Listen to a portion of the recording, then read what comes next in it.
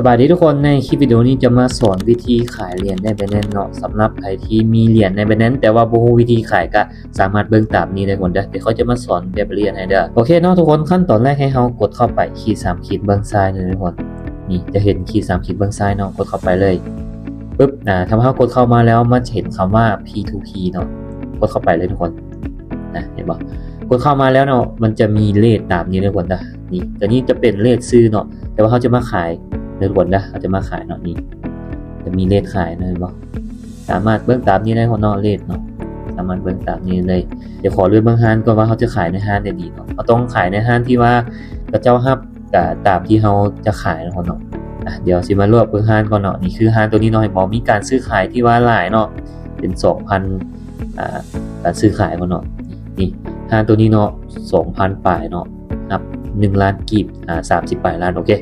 เดี๋ยวเขาจัดหานี่เลยก่อนเด้อเดี๋ยวเขาจัดหานี่เลยเนาะขีดจำกัดมัน1 ล้านเนาะนี่แต่ว่าเขาที่ขายเขากดเข้ามาขายก่อนเด้อกดเข้าไปเนาะเห็นบ่เขากดเข้ามาแล้วมันจะเห็นคำว่า USDT เนาะเอาปอนจำนวนเหรียญที่เขาจะขายเลยก่อนเด้อเขาสิมาขายอยู่ที่150 เหรียญก่อนเนาะเดี๋ยวสิมาขายอยู่ที่150เหรียญมันคือเงินกีบอยู่ที่3 ล้านกับ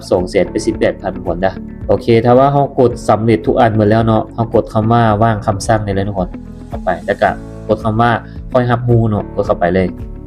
มีแต่ว่าเขารอท่าก่อนจ้ะมีแต่ว่ารอท่าเนาะแต่ว่าเข้ามาด้านนี้แล้วให้เรากดคำว่าสนทนาได้เลยก่อนจ้ะท่านเจ้านี้ก็จะเป็นท่านที่ว่าค่อยเติมถอนเป็นประจำกันคนเนาะจะมีประวัติการเติมถอนนี้เหมือนกันหมดเนาะให้เรากดคำว่าเขียนข้อความแล้วก็เขียนคำว่าพร้อมบอเลยทุกคนนะเขียนคำว่าพร้อมบอเนาะแต่ว่าเขาเขียนคำว่าพร้อมบอสำเร็จแล้วกดเข้าไปตัวบวกนี่เลย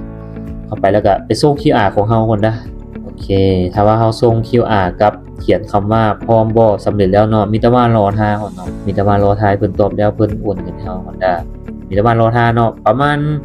บ่ฮอด2 นาทีคนเนาะบ่ฮอด2 นาทีเนาะโอเคคือปัจจุบันตอนนี้เพิ่นโอนเงินไม่ให้เราสำเร็จแล้วคนเนาะนี่กดเข้าไปเบิ่งเลยเนาะอยู่ที่3,288,000เนาะให้เรากดเข้าไปเบิ่งในบัญชี A1 เลยทุกคนนะกดเข้าไปเบิ่งในบัญชี A1 ของเราเลยนะว่าเงินของเรามันเข้าระบอแล้วครบตามจำนวนที่เพิ่นโอนให้เราระบอนี้เนาะนี่กดเข้าไปเลยถือว่าโอนมาสำเร็จทุกคนเนาะ3,288,000คนเนาะแต่ว่าเพิ่นโอนให้เราสำเร็จแล้วเนาะมีแต่ว่าเขาเข้าไปในนั้นเลยเนาะนี่เพิ่นโอนให้เราแล้วเพิ่นจะส่งสลิปการโอนให้เราทุกคนนะถ้าหากว่าเราได้รับเงินโอนสำเร็จแล้วขั้นตอนต่อไปให้เรากดตัวนี้เลยทุกคนนะได้รับการชำระแล้วเนาะกดเข้าไป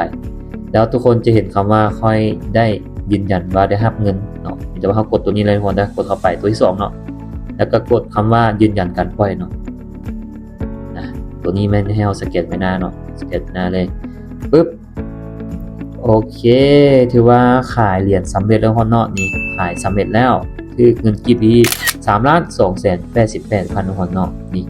ก็ประมาณนี้ทุกคนเนาะคลิปวิธีขายเหรียญใน Binance ทุกคนนะสำหรับใครที่บ่รู้วิธีขายก็สามารถลองเบิ่งตามนี้ได้ทุกคนเนาะสามารถลองเบิ่งตามนี้ได้ทุกคนนะฝากทุกคนกดไลค์กดแชร์และฝากกดติดตามนะทุกคนนะสำหรับวิดีโอนี้ก็บ๊ายบายทุกคน